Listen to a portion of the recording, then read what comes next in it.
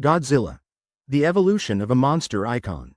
Hey everyone, welcome back to the channel.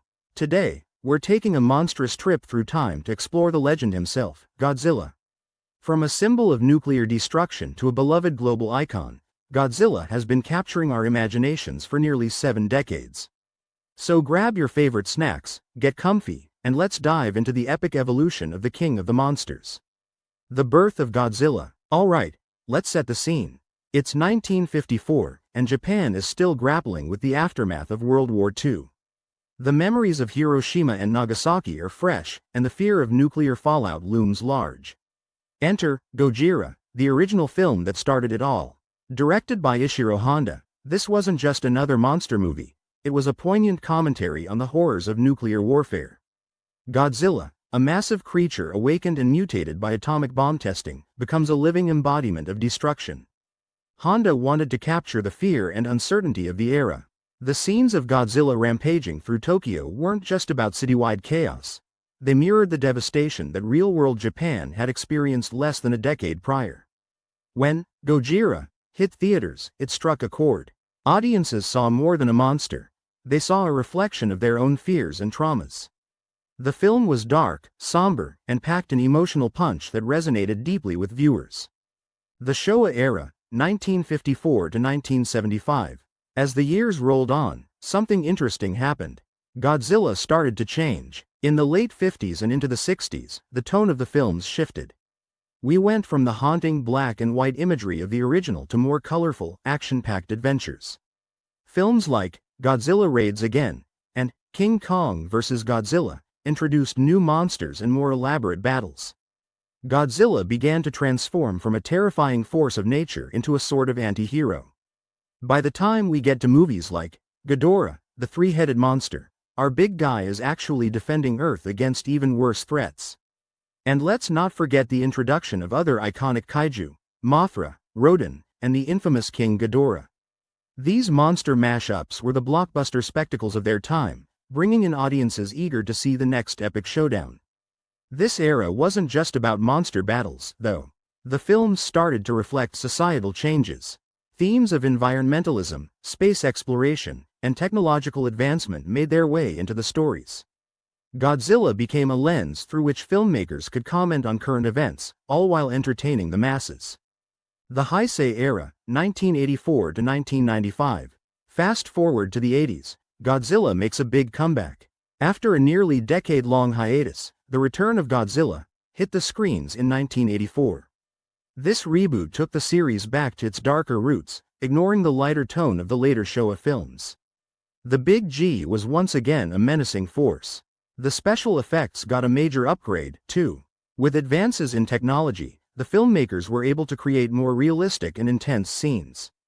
Godzilla was bigger, badder, and ready to reclaim his throne. Throughout the Heisei series, the films delved deeper into Godzilla's origin and abilities. We met new adversaries like Biollante, a giant plant monster infused with Godzilla's own genetic material, and Destoroyah, a creature born from the very weapon that killed the original Godzilla in 1954.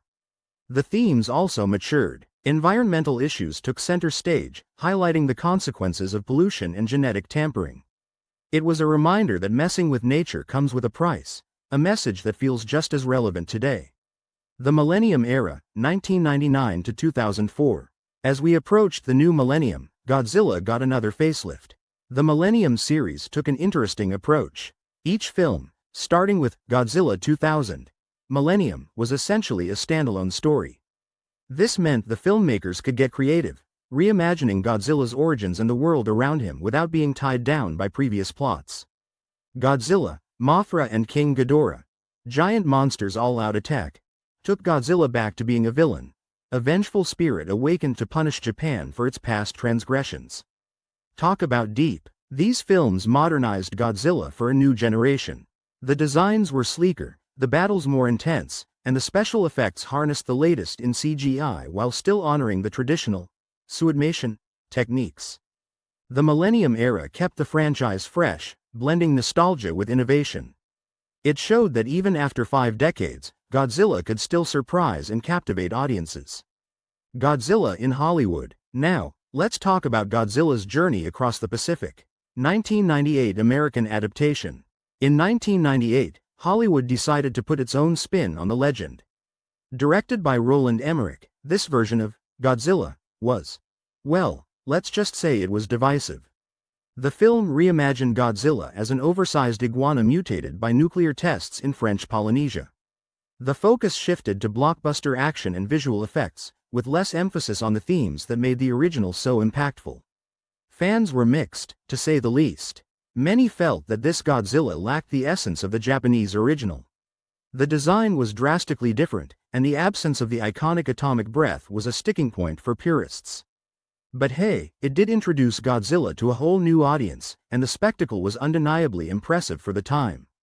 Legendary's Monsterverse, 2014 present. Fast forward to 2014, and Hollywood gets another shot. Legendary Pictures launches the Monsterverse, with Gareth Edwards' Godzilla. This time, they nailed it. The film paid homage to the original while bringing Godzilla into the modern era. With a balance of human drama and monster mayhem, it struck a chord with both new fans and longtime enthusiasts. Sequels like Godzilla, King of the Monsters, 2019, ramped up the action, introducing classic kaiju like Mothra, Rodan, and King Ghidorah in stunning CGI glory. And who can forget Godzilla vs. Kong, 2021.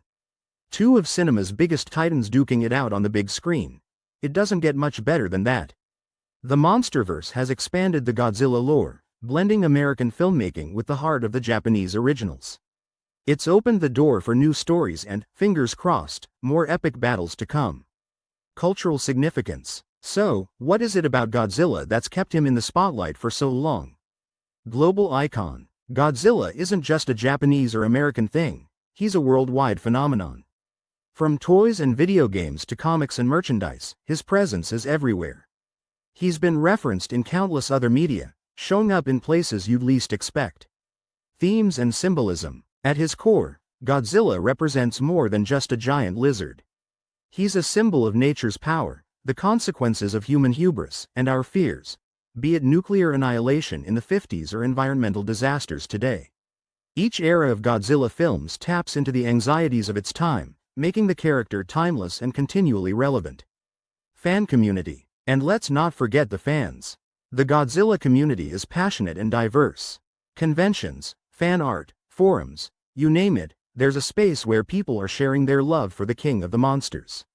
Whether you're a casual viewer or a hardcore collector, there's something about Godzilla that brings people together. Godzilla's evolution in media. Godzilla isn't just a movie star, he's conquered other media realms too. Animation and television. There have been several animated Godzilla series over the years. Remember the Saturday morning cartoon from the late 70s? Or Godzilla, the series from the late 90s, which continued the story from the 1998 film? More recently, we've seen anime adaptations like the Netflix trilogy, Godzilla, Planet of the Monsters, City on the Edge of Battle, and The Planet Eater, offering fresh takes on the mythos with a sci-fi twist. Video games. Godzilla has smashed his way into the gaming world as well. From classic arcade games to modern consoles, players have been able to step into the massive feed of Godzilla and other kaiju. Games like Godzilla, Save the Earth, and Godzilla Unleashed let you battle it out in destructible cityscapes, pure, unapologetic fun. Comics and literature. The big guy has also found a home in comics and novels. Publishers like IDW have created expansive storylines, even crossing over with other franchises like The Avengers and Transformers, in some wild multiverse mashups. These mediums have allowed for deeper exploration into Godzilla's world, giving fans more to sink their teeth into. Behind the scenes. Ever wonder how they bring a 300-foot-tall monster to life? Special effects evolution. Back in the day, it was all about suitmation, an actor in a rubber suit stomping around miniature sets.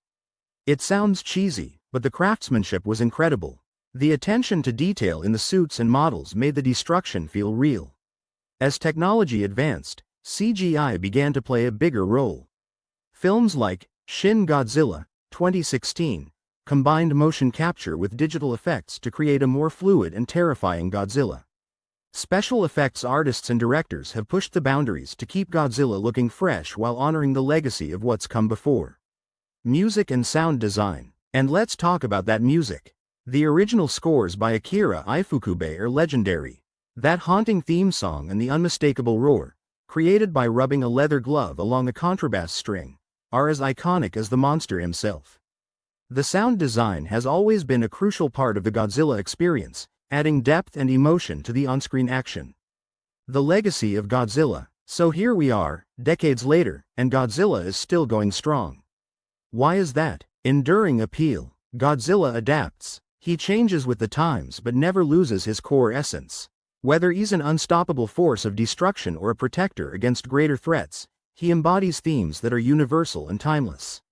His stories address our deepest fears and highest hopes, wrapped up in epic tales of giant monster action. What's not to love? Impact on other creators. Godzilla has influenced countless filmmakers and artists. Directors like Guillermo del Toro cite the kaiju genre as a major inspiration. Movies like Pacific Rim are love letters to the giant monster tradition. Even outside of direct homages, the concept of enormous beings representing larger ideas has permeated storytelling across cultures. Future of the King of Monsters. What does the future hold for Godzilla? Upcoming projects. As of now, there are whispers and announcements about new films and series in the works. Whether it's continuations of the MonsterVerse or new Japanese productions, fans have a lot to look forward to. Imagine the possibilities: new monsters, new settings, perhaps even more crossover events. The sky's the limit. Godzilla's role in modern storytelling. In today's world, themes like climate change and technological overreach are ripe for exploration through the Godzilla lens. He's the perfect vessel to delve into these complex issues while delivering the epic entertainment we've come to expect. Conclusion. Wow, what a journey it's been. We've traveled from the black and white streets of 1954 Tokyo to the CGI spectacles of the modern age. We've seen Godzilla evolve from a terrifying symbol of nuclear devastation to a multifaceted character who can embody destruction, hope, and everything in between. His impact on cinema and culture is undeniable. Godzilla isn't just a monster. He's a mirror reflecting our world's fears, ambitions, and creativity. Final thoughts. Whether you're a lifelong fan or new to the kaiju scene, there's always something exciting happening in the world of Godzilla. His stories continue to entertain, inspire, and provoke thought. And let's be real, who doesn't love watching giant monsters duke it out while cities crumble around them? It's the ultimate escapism. So, what's your favorite Godzilla moment? Is it an epic battle, a particular film, or maybe a theme that resonated with you? Drop a comment below and let's get the conversation roaring. Don't forget to hit that like button if you enjoyed this deep dive, and subscribe for more awesome content coming your way. Thanks for watching, and until next time, keep embracing the monstrous side of cinema.